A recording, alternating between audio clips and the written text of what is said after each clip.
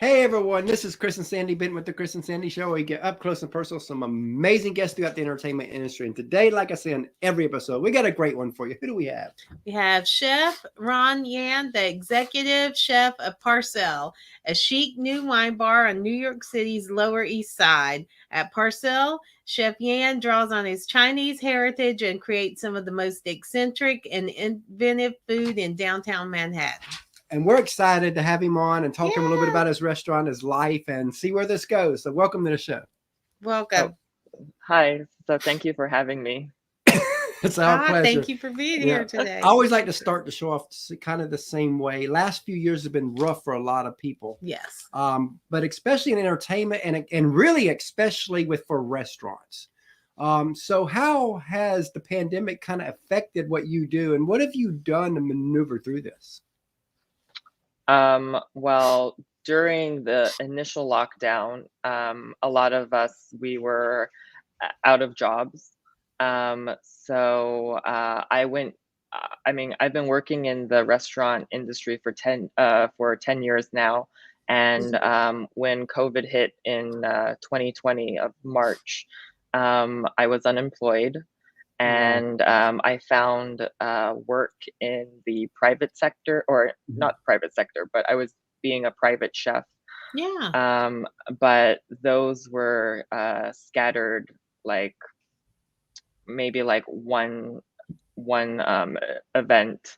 But I was predominantly unemployed for the first year of COVID. But luckily, the owner of this current place, Parcelle, sorry, I'm a little nervous. It's okay. You're doing fine. You're doing great. So we did a pop-up, which was in the West Village of Manhattan. And that was like work for 2 months for me. And then I went back to unemployment. And I guess 2 years later, we opened a permanent location spot for Parcelle. Oh, great. How's that going for you so far? I've been really busy. We're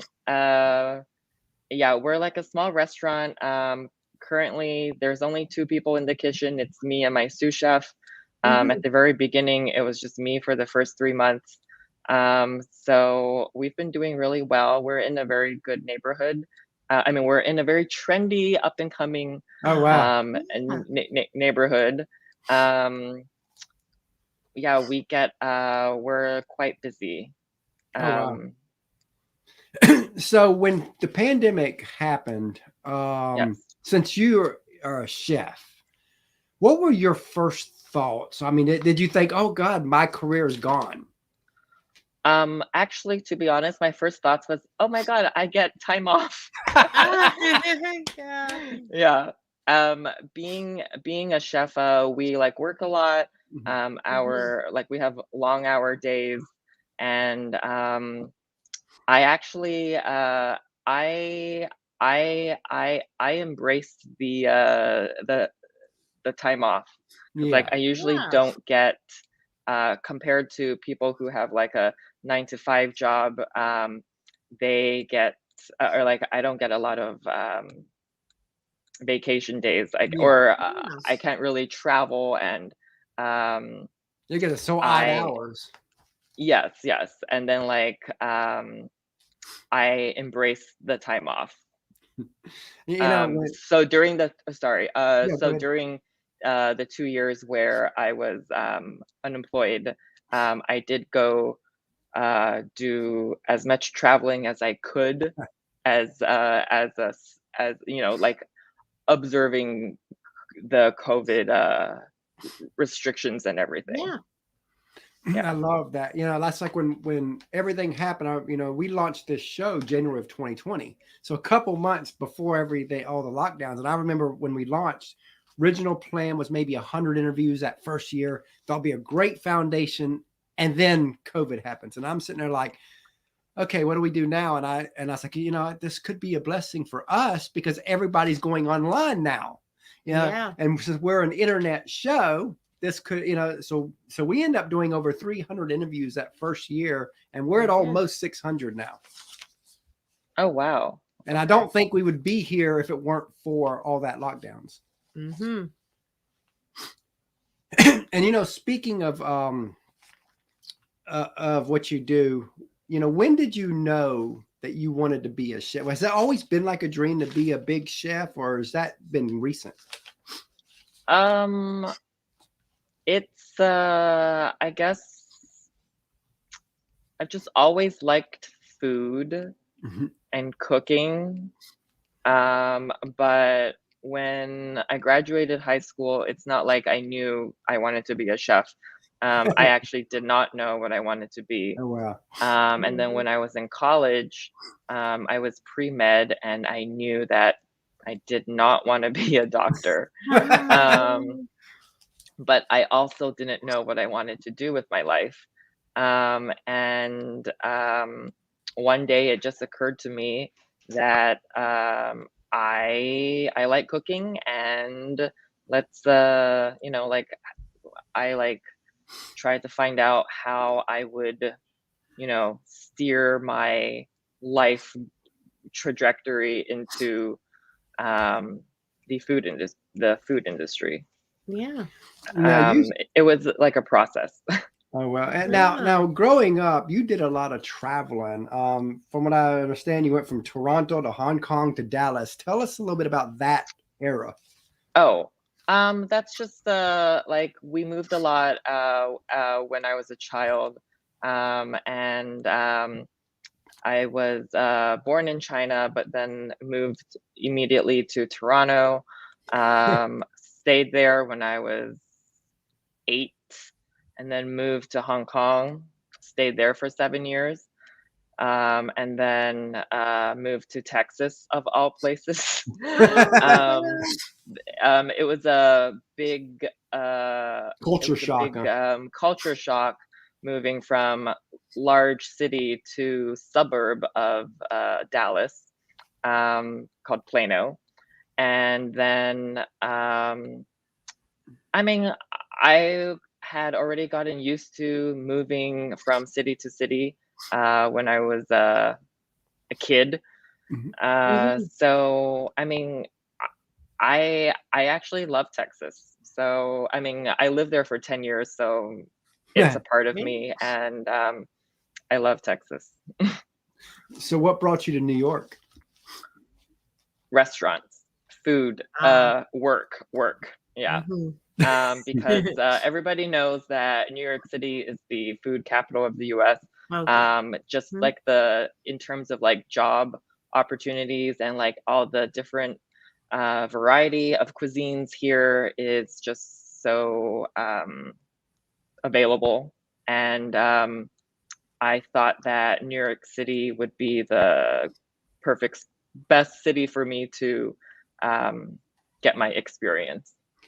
And that's great that you were willing to do that. 'Cause, a lot of people, they talk about they don't like where they live and all. There's no career opportunities, and I'm always like, well, figure out the career you want and move where that is. And they're like, oh no, I don't want to do that. And it's like, and it's really great when you meet people that, what, I know what I want to do, and I'll make that move. I'll just have to learn the area and all that. So I love that about you, that you are willing to just up and move because you had that dream of you wanted to be that chef. Yeah. Now, speaking of being a chef, a lot of people, they might see some glory in being a chef and as you rise and become the bigger chefs and all that, but they don't see the grind, the sacrifice, the tears, the struggles it takes to be a chef on a level in New York City. And I always want to talk about that side of it because, as you know, people kind of sugarcoat the grind side, but we don't. We want to talk about the grind side. So tell us a little bit about what you have sacrificed to become what you are. Definitely. I did not sleep a lot.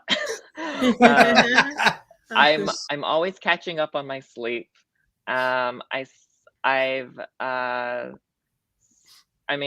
in this industry, still to this day, in a lot of restaurants and in a lot of hospitality groups, the pay is lower than what it should be. I've sacrificed a lot of weekends to work instead of being with my friends and family. Just a lot of time sacrificed to do better in the restaurant, or like to do your station, to do your job. A lot of the times, the amount of prep work that goes into a dish, depending on how complicated it is, a lot of the times, like, I don't even eat for the day because I'm just so busy, so working. In like larger restaurants where like it's mandatory that you eat, sometimes we will just clock out for our break, but then we're still working because there's no time to eat. So it's so you know that new TV show on Hulu called The Bear?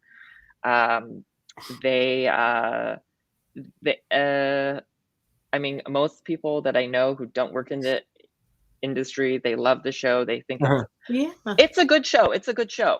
I enjoyed it, but they like romanticize the kitchen life in that show.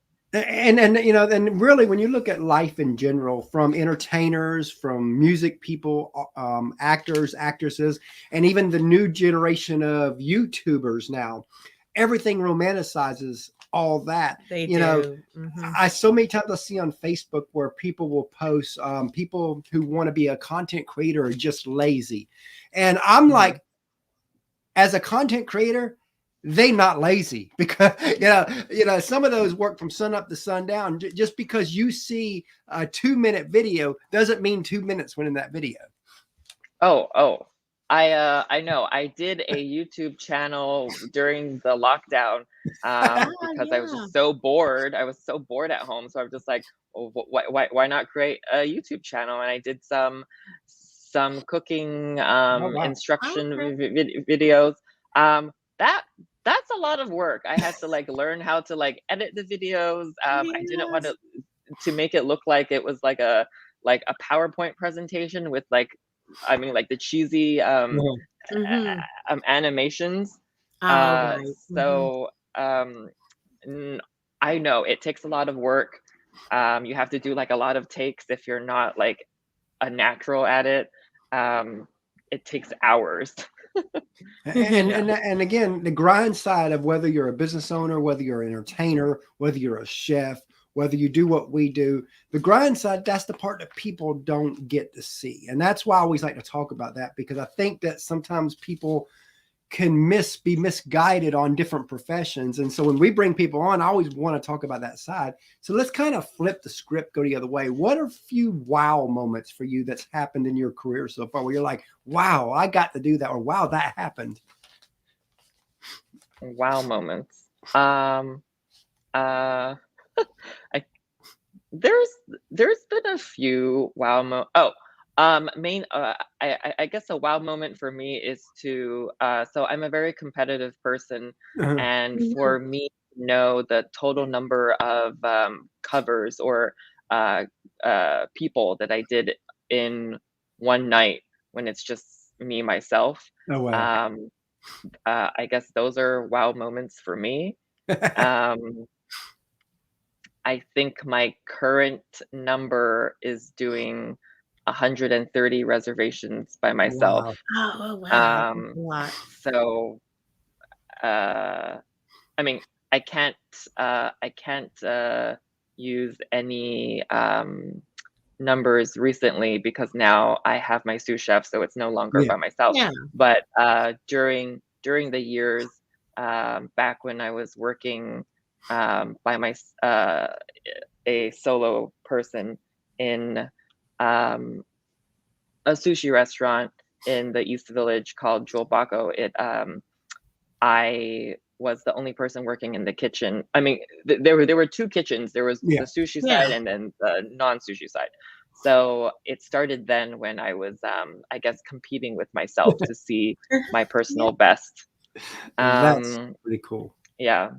I guess other wow moments would be just like knowing that you, I guess that sounds cheesy. I guess sorry, I don't really can't say a wow moment. I mean, doing the pop-up back in 2020 for Parcelle, because Parcelle started as a wine retailer.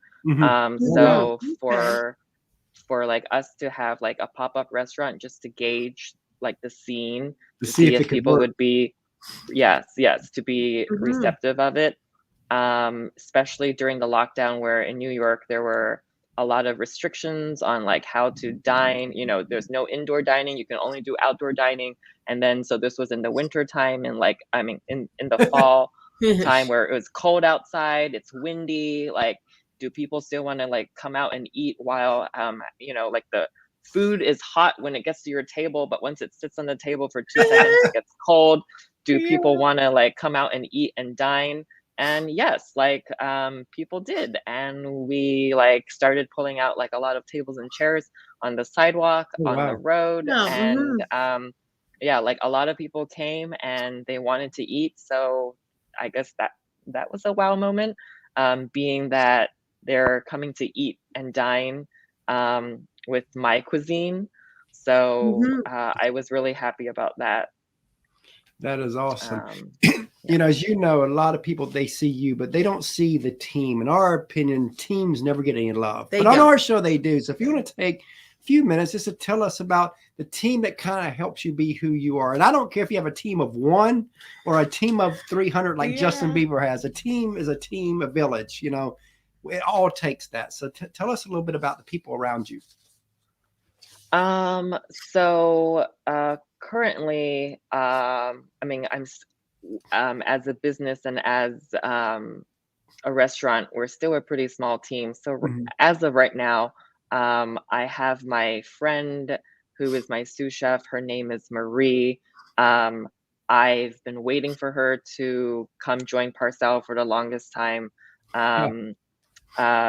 Because currently in this climate, it's very difficult to find people who want to work in the industry. A lot of people exited the hospitality industry during the pandemic.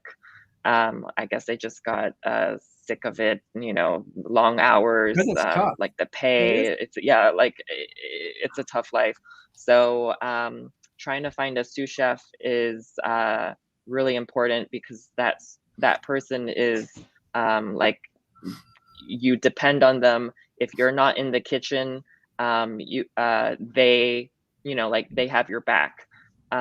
So finding someone to trust and having high standards is, you know, paramount to the position of the sous chef.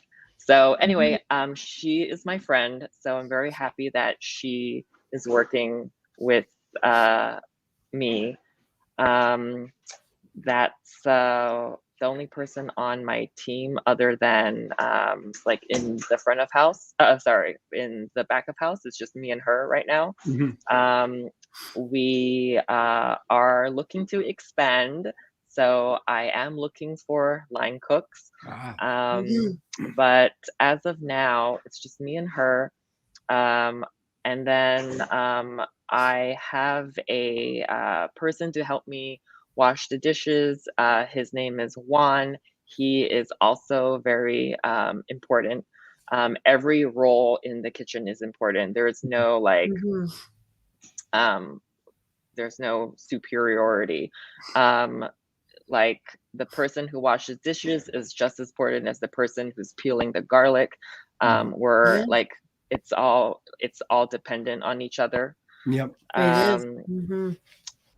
so in the daytime, this space, the restaurant space, is or some of the office employees who work for the wine e-retailer, so they're here, and each person has their own, I guess, section that they're responsible for. Yeah.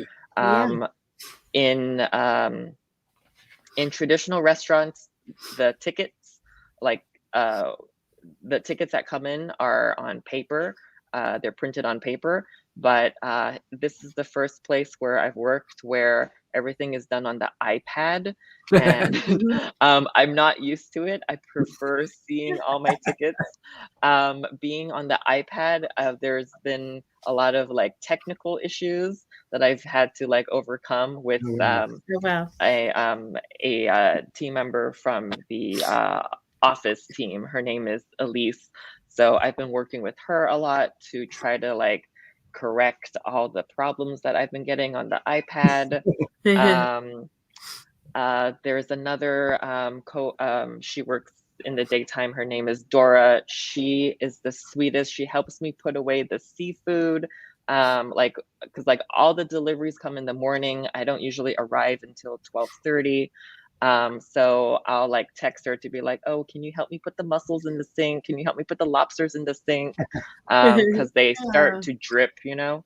Or Mhm. can you put the scallops into the fridge? So she'll help me put all the perishables away, and I appreciate that since I can't be there early in the morning. Right. Mhm. Love that. And the owner, Grant, he's just he's like one of the few people in this industry who just care. They care, and they're very or he's a very, very nice person. um That's always good. he That's a good thing. Yes, Yeah. yes, and like he's just a very genuine person. There's no ego. I'm so appreciative and grateful that we met in 2017, or All right. else I wouldn't be here at Parcelle. Yeah. Yeah. Definitely love that. Now, speaking of teams, we have a third co-host, our 10-year-old, that we bring on to ask 3 questions. So Sandy's going to go get him. Yes, I'll get it. And while we wait on him, what's kind of next for you and the restaurant? So since I'm the executive chef here, I'll most likely be staying at Parcelle for the next, I mean, ideally forever. um, because I like really dislike job hunting. But we're looking to expand to maybe like multiple locations in New York. But currently we're just trying to perfect this location right now. That makes a lot of sense because Yeah, you know you want that first place to run like clockwork. yeah. We're still a pretty new restaurant. We've officially opened our doors in July, the week after Independence Day. So we're still pretty new. Hi, Ron. So, what's your favorite food? Hi. My favorite food. Oh, Right up your alley. yes. Let's see. If it's like one like ingredient, it would be shrimp. Because what's yours? Mine's pizza. Oh, pizza. Okay. Yes, I could eat shrimp or shellfish or crustaceans like every day and have no problem. He's the same way about that with pizza. Oh, okay. We have to limit it, of course, because it's not that healthy. But but he would. All right, what's your favorite TV show? That's very difficult. There's so many out there. Is this like is it like on air or off air? I watch a lot of TV. I have so many favorites. Whatever's current. Of current. A favorite. Okay, no, okay. I love Alias. That's not on the air anymore. I love Modern Family. I love The Office. Those are all off air. I mean, like they're streaming, but they're not, Yeah. producing new seasons. Currently,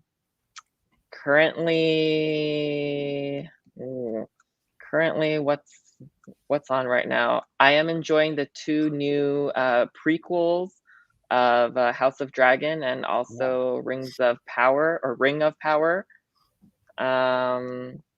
Let's see. I watched currently the newest season of Never Have I Ever. I like the first 2 seasons more than the third one. See what else?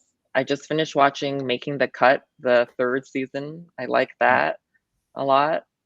Does that answer your question? Yeah. Because what's yours? Mine is SpongeBob. Oh, SpongeBob. Okay. Yeah, it's amazing Is how that long. still on? Yeah, and they still got new ones coming out. It's got to be one of the longest of its kind. It's got to be. Hello, can you hear me? Yep. Yeah, I hear you. Oh, okay. Okay. I think I had I think for a second it went out, but yes. but I hear you Okay, now. yeah. Is SpongeBob still on? Or Yeah, is it just the they're reruns? still. I think they're still doing new ones too. I think. Oh. Oh, So wow. Yeah, they are. He said they are. So. Oh, okay. Okay. Okay, so what's your movie? Favorite movie?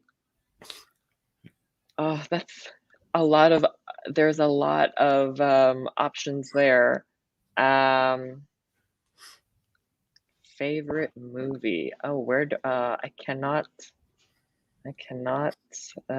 pick one. Can you give me a genre so I can narrow down? Yes. Like what? Well, like what's yours? My favorite genre? No, what your favorite movie? My favorite movie. The Minions. He likes the Minions. Oh, the Minions. Oh, okay. The genre, let's just go with okay. drama. Drama. Oh, okay. Drama.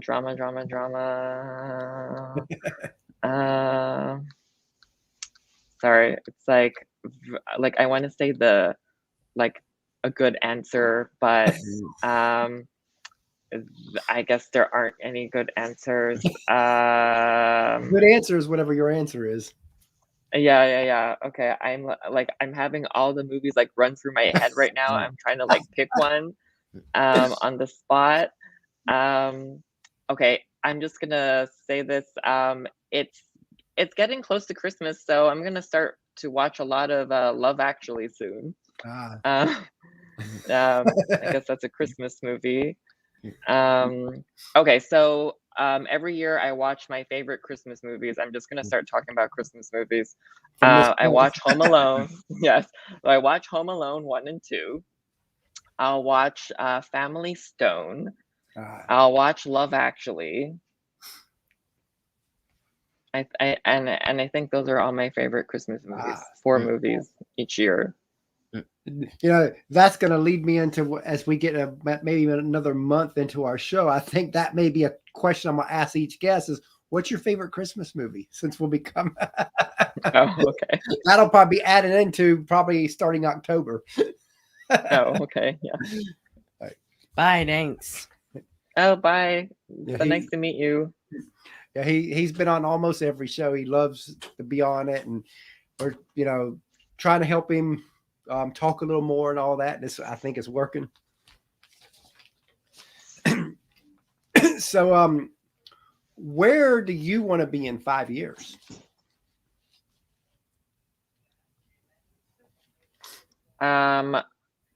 In 5 years, I would want to.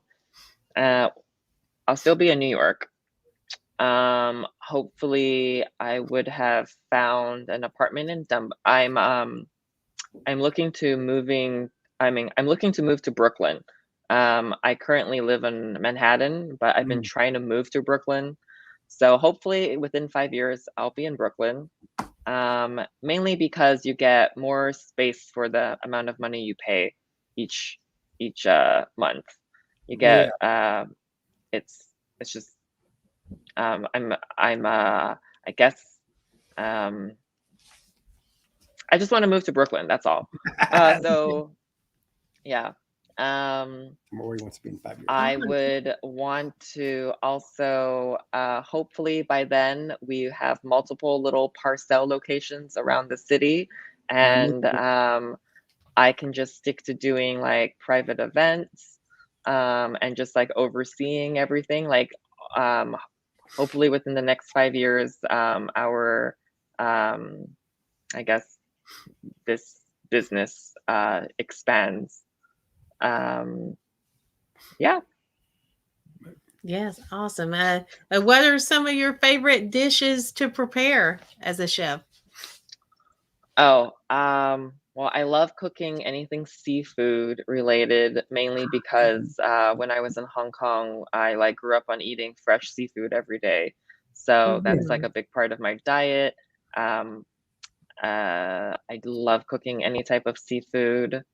I also love cooking fried chicken.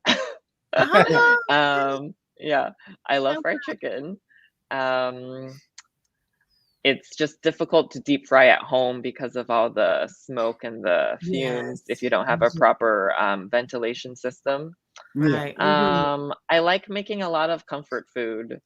So I like mac and cheese, fried rice, what other comfort food? I mean, fried chicken, I count that as comfort food. It is. Yeah. Yeah. Yeah. Yeah, so those are some of the favorite things I like to cook.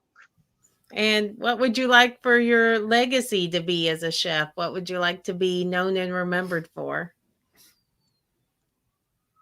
Oh, am I dying soon? Let's see. I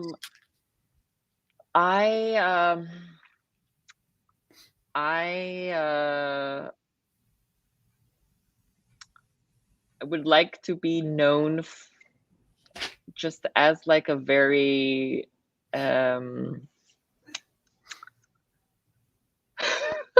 sorry, like a like let's see. I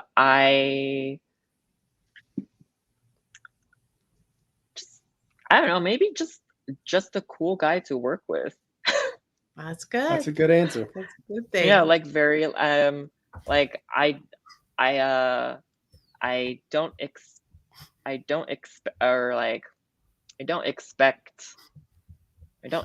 that because if it's if something's not your own, or if something's not your own project or your own, like, people don't, I just want to be like an all around like you know, like Ron was Ron was one of the good ones. Like to work with. Yeah. Like Love that. yeah, like I just want to be as down to earth and as genuine as possible. Like I do not sugarcoat things. I don't like have two faces. I don't do any of that. I'm very blunt, and like I expect what you should be doing. And there's no ego going on. I certainly don't have that factor or a trait, which has been a problem in this industry in general. Yeah, like I just want you to do your best and be like proud and happy about what you're doing. Like your best foot forward every time. Exactly. Yeah. So as we close out here, what advice would you give that person that wants to do what you do? You gotta have the passion for it. Life is short. Life is short. There's no time to like do something that you're unhappy with. Um, find a career, find something that you're passionate in, and that you have drive, and just go for it. My father was always just like, find something that you're passionate with, find something that you're passionate with. Yeah. And then guess what? Sorry, it's not being a doctor. It's Oh, it's oh. so being a chef. But yeah, like put in your years, you know, because in every career you gotta like step up the ladder, you gotta put in your hours, you Yep. have to do the hard work, and then the hard work Mhm. will eventually pay off. So if you don't have drive, if you don't have passion, I mean, I don't think it'll work out. So find something that you really like and just go for it, Yeah. I and love that. keep going for it. Like Mhm. be persistent. Yeah. Definitely, I love Yeah. that. You know, we really enjoyed having you on the show We today, did. and we definitely Oh, look forward to thank having you you. back down the road. Oh, thank you so much. This is my first podcast interview, and I guess I'm not so